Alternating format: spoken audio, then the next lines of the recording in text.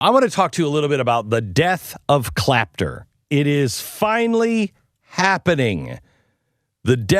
Comedians have not gone for laughter in a very long time. Oh, they'll laugh at the right. They'll poke fun of the right.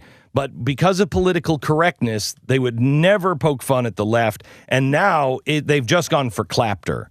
And Clapter is kind of like, yes, that's right. That's right. That's over. And you're seeing the death of it from comedians like Dave Chappelle. The Dave Chappelle special is, quite honestly, it is, in many ways, it is genius when you think about the jokes. Like his joke on abortion is one of the best deep thinking jokes I've heard on abortion. The same thing with, what was the other one that he was talking about? The use of the N-word and the use of the F word if you're talking about gays. You're going to have to follow we have so many, everybody's offended by a letter of the alphabet, so you'll have to figure that out on your own. And he's brilliant. He gets in trouble, he says, with what was the network he was on, Stu? It's Comedy Central. Comedy Central.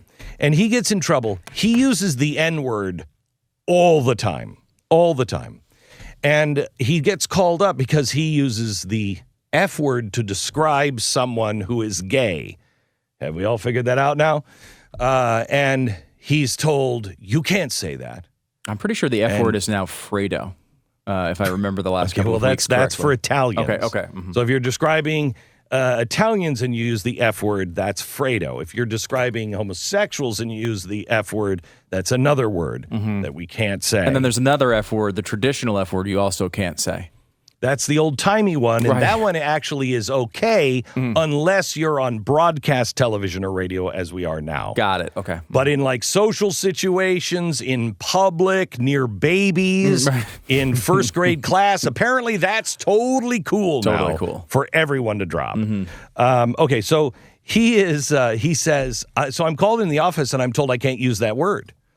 And he said, I don't want to, offend. I don't want to hurt anybody. And he's like, okay, all right. So he leaves the office. And then he's in the hallway and he says, I realize, well, wait a minute. How come I can use the N-word, but I can't use that word? And so he goes back in and to the standards and practice lady. And he said, why can I use the N-word and not the F word? Why is there that standard? And she said, well, Dave, because you're not an F word. And he said he looked at her and he went, well, I'm not the N-word either. Such a brilliant joke and that should have been made as an argument point long ago. Are you saying that African Americans can say that about their friends because they are that? How racist is that? Yeah, it's great point. I mean, it's just such brilliant. You're not going to agree with a lot of the stuff if you haven't seen this special yet. There's plenty in there to disagree with. But number one, that's what stand-up comedy is supposed to do. It's supposed to challenge the way you're thinking about something. And he has a really interesting way of looking at almost every topic. Even if you disagree with it, it's still funny and interesting. I'd have to watch it again. I'm not sure how much I disagreed with. I mean, like his abortion point, I thought I disagreed with. And then you hit the punchline of it, the final punchline of it, and you're like, wait a minute. Did he just say if you believe in abortion, you're wrong? Yeah, that's a really interesting one. And I hope somebody, maybe it's for his career, maybe someone shouldn't follow up on it. But part of me, like, you listen to it and you're like, did he just kind of say a pro-life point? It's hard to did. I kind of thought he did too because of the way he ends it. He starts off and it sounds like every liberal blogger you've ever heard on the topic of abortion. But that's the thing about Chappelle is he goes in directions that others don't expect. Right? Like, and that's what I don't know. That's what I want out of stuff like that. It's like, I get really bored of comedians who go after faith all the time. You know, like That's right, Yeah. Stu. That's right. and it's like, Take hey, 'em on. believing in God is dumb, and then 9,000 variants on that. That's And it's- right. Believing in God is dumb. right. And that's what they do. And it's like there was a time in which that was ballsy to do, right? Like there was a time in which taking on, and you should be able to question and laugh about faith, right? You should be able to do those things. No, I didn't. I'm not That's still right. doing. Laugh about faith. Thank you. Take them on, brother. Take them down. Tip your bartenders. I think that there was a time, I don't know when it was, but when it was like ballsy to step out and take on the man. Yeah, he's using the word ballsy. He's using the word ballsy, and he doesn't care. He doesn't care about all those people without any ballsy. At this point, though, isn't it just a bore? Isn't it what? just a bore? Yes. Like you're going after Donald Trump is the most boring thing you can do as a comedian, It's the right? lowest Yeah. hanging fruit. I understand that, like, the audience agrees with it, and they give you the clapter, and I guess maybe there are positive things that happen to your clicks, and I don't know. But like as a person challenging yourself, and this is what I think Chappelle does really well as a comedian and why he's a legend, is he goes into those areas and he, I think, looks at it and realizes it's boring to sit here and just blab on about Donald Trump. Where can I go to a place that the audience won't expect and still be honest to who I am? I will tell you, he went to a place the audience didn't expect, and that was he took them on. Yeah. He started talking about, how, I want to talk about these people that will just, take you down. If I said anything, 15 years ago that suddenly is politically incorrect, that I can't work anymore, and they're offended by everything, and they're all like, yeah, keep on preaching, Dave. And he's like, don't you get it? I'm talking about you, my own audience. I'm talking about you. And it was like, whoa. And that's true.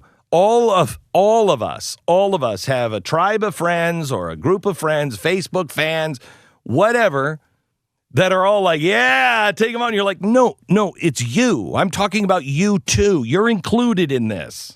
Yeah, there's such a weird reactionary sort of thing that goes on now where you can't even wait to understand what the person's trying to do before showing your outrage or how, like, I was joking about, on Twitter, a lot of the gun activists are doing the same type of tweet. Why is it easier to buy a gun than to buy Sudafed? It's like this stupid thing, which of course it's not. And you make that point. And I just found it to be ridiculous because so many people went down the same road. So I tweeted something in the vein of why is it so easy? Why is it easier to buy an AR-47 than it is to buy a metric ton of hamsters? I don't know. I can't answer that question. I don't know what the answer is. Now, anyone and so but the bizarre split that happens even among conservatives, right? Like a bunch of conservatives have retweeted it and people are immediately firing back. There's no such thing as an AR-47. It's like, well, the end of the thing is a metric ton of hamsters. You think this is a serious political point I'm making? Like, I'm a conservative. I'm criticizing the left's response on gun culture, and still a bunch of conservatives are all frustrated that I don't understand the ins and outs of either AR-47s or hamsters by the metric ton. And that's just like, that's not because they're too stupid to figure out the joke.